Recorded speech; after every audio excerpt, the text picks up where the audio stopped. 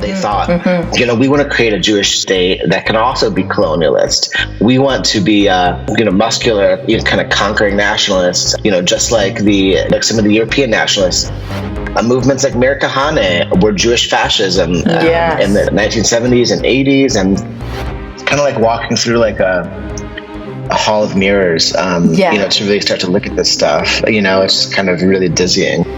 We're at this bizarre moment where charges of anti-Semitism are being used to protect the anti-Semitism of Western civilization. So Yes. That's a great way to put it. And also, it just feeds so perfectly into the older right-wing fear-mongering about leftists and campuses and wokeness, and like they've kind of wrapped it all up in this thing now where they get to send cops after the students that they've been complaining about for years, right? While they talked about being super pro-free speech.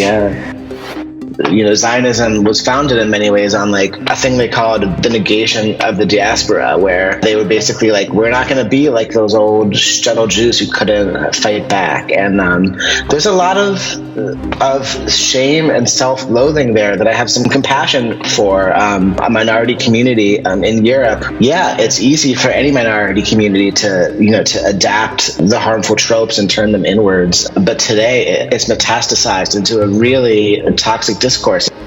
VDL really is this, like, they're trying to have it both ways. They're trying to, to sit at the center and claim to be liberal, but in an era where the center cannot hold. And so it's just there.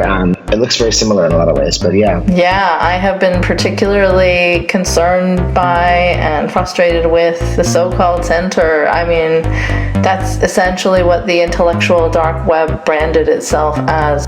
One thing that the executive director of my organization, Political Research Associates, has said is that the arc of history bends toward those who pull it the strongest.